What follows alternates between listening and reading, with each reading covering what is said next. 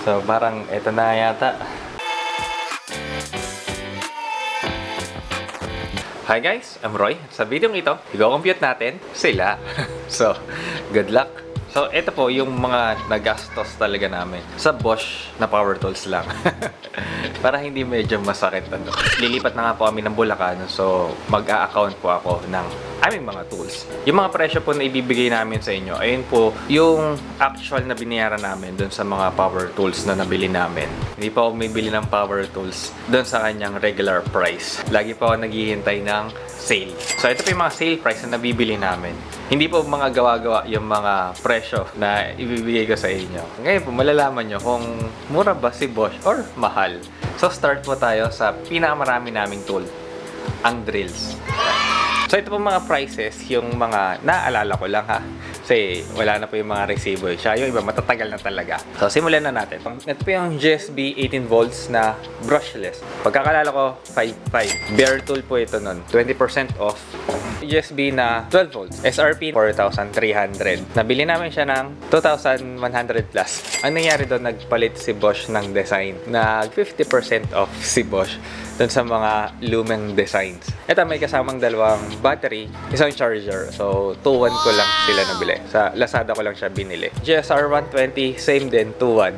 Ganun din. Pag nagpapalit si Bosch ng mga designs, yan, nagkakaroon ng discounts na malalaki. So, designs, models, pag nagpapasok ng mga bago. So, kapag gusto nyo magabang-abang, pansin ko lang, parang mga 5 years yung bago sila mag-redesign, mga ganun. Pero, di natin alam, malay mo, di ba? Bilangin na lang natin kung ilan sila.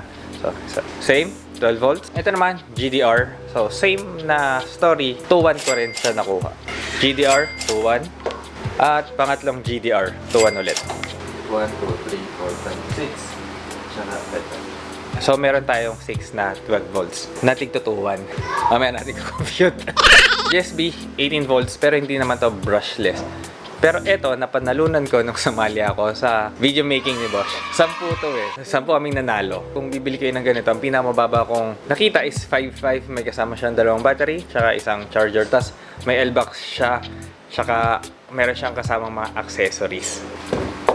Ito naman, Bosch Go. Meron kaming 3. Yung isa na panalunan namin nung nagkaroon si Bosch ng event. Si Mrs. yung nanalo dun parang pagandahan ng gawa. So, ito yung napanalunan niya. Ito yung free Bosch Go na first generation. Ang pagkakalala ko, 800 yata ito. Tapos, etong isa, yung Bosch Go 2 is 1.3. Not sure 800 siya 1.3. Bosch GBM 350. So, nabili namin to for 1,000. Yung kanyang box ay sira. So, ayun. Yun lang. So, diniscountan ni Bosch ng malaki. Alam ko parang mga nasa 1.7 to Pag maganda yung box. So, sira yung box, 1K. Ito naman yung GSB 550. Yung box niya parang karton lang. Ang pagkakatanda ko ay 1.8. Ito. So, bago-bago pa. So, ito, 550 rin. Pero meron siyang kasamang Fisherman's Box. 2,000 to. Alam ko Bosch by BGE yung nabilihan ko nito. GSB 13 RE naman. Ito isang set. Alam ko ang bili ko dito is maglalaro siya sa 3,000 to 3,500. Isang set na yan. Lagyan natin siya sa 3,000. Dahil sa mas mura, syempre. Ito yung GBH na 18 volts na cordless, mga nasa 8K yata yung ganito or 10. Lagyan na lang natin siya sa 8K. Yan, kasi mas mura. So, ayan. So, compute na natin. Kuha lang akong calculator. And so, again, drills.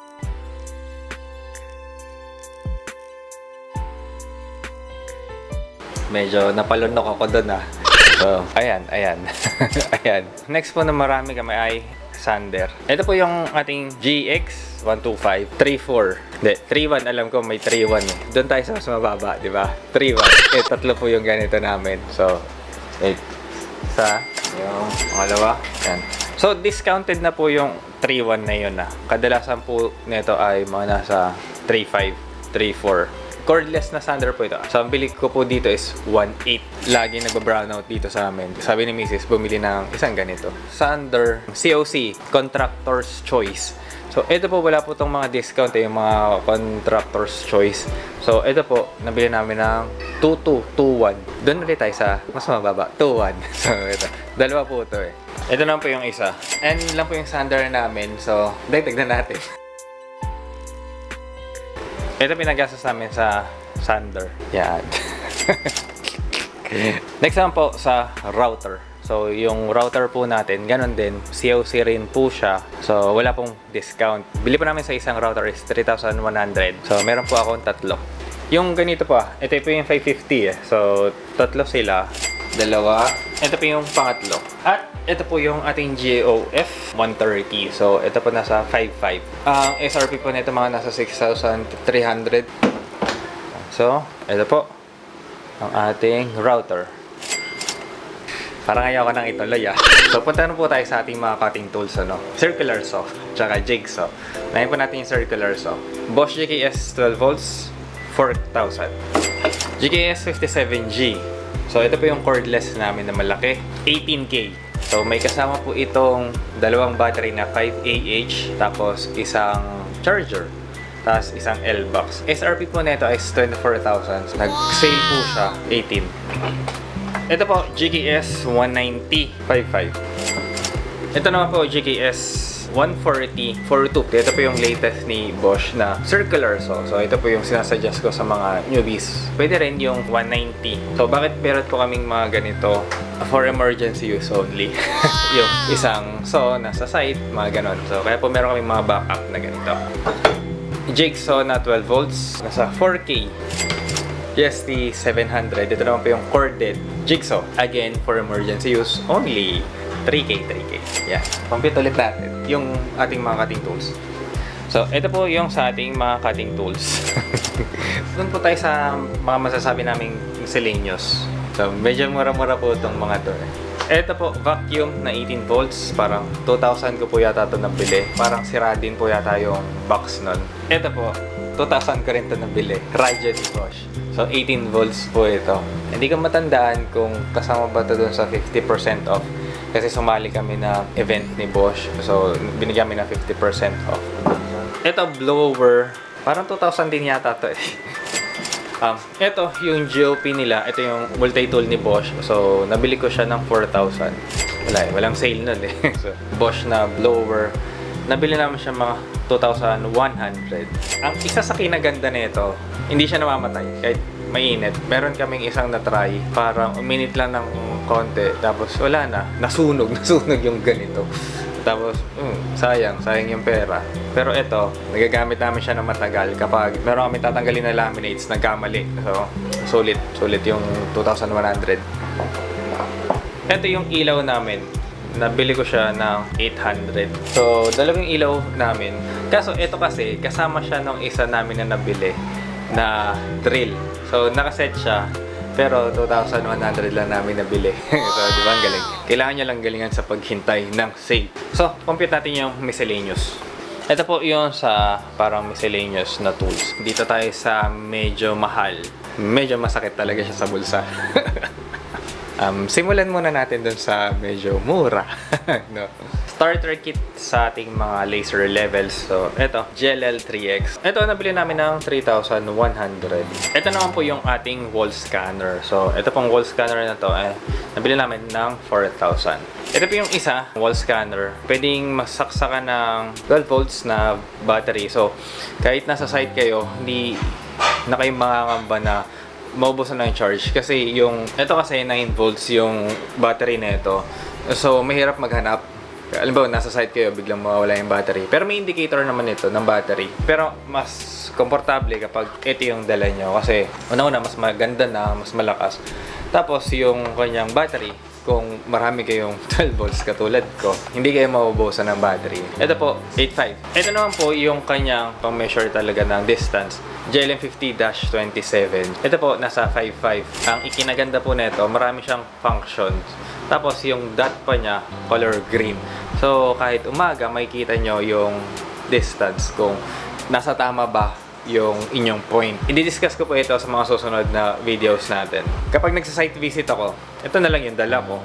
Yung mga measurements na makukuha nyo dito, pwedeng ma-save sa phone nyo. Yan nga, ayun po yung i-discuss ko doon. So, ito po ay 5.5. So, ito naman po yung counterpart na medyo mas mababang model. Ito po, hindi siya nagsisave dun sa phone. Pero, pwede na. So, ito po, 4.5. So, ganun din. Green din yung laser nito. Yung functions nito, almost the same nung isa. Pero, yun nga lang, hindi nyo lang siya masisave sa inyong phone. So, ito po yung laser level na color green. So, maganda po yung pagkaka-level niya. Ito po, battery siya.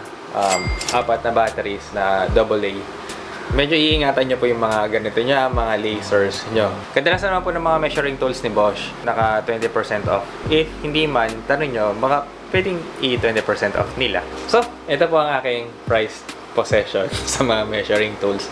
Pwede nyo po ito i-connect sa phone. So, meron pong attachment dito, which is wala pa ako na. Pwede nyo po siyang i-rotate sa phone lang. So, ito po, kaya po siya medyo pricey dahil compatible po siya sa 12 volts. So, katulad po siya ng DTEC wall scanner. Hindi po kayo maubusan ng battery kung meron po kayong mga 12 volts. How much?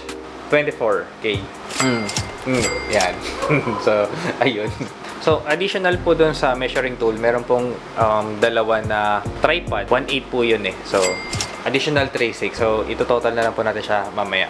Yung mga L-box natin, binili lang namin sa kanya parang yung tatlo. Yung isa, ito, 1.7, tapos 1.2 yung nasa baba. Yung isa, 1.2, yung isa, 800. Kasi yung isa, 1.2, meron siyang mga partitions eh. Total nung isa is 3.7. Yung isa kasi libre. Libre dun sa, nung nabili ko yung 57G na circular saw. So, yung isa na lang add natin. 2.1. Oh, alam ko 2.1 yung malaki na L-box. Tapos merong isang L-box, yung medium size. Parang mga nasa 1.2 rin yun. L-box, mga boxes niya.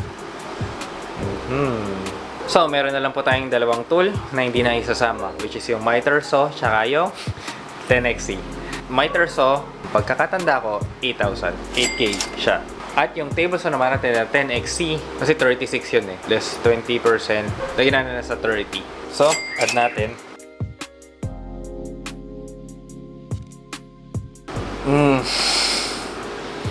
Teka, parang may mali.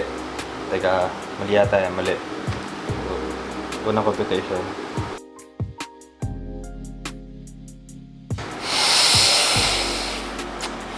So, parang ito na yata. Parang ayan na nga yata eh. So, ayan.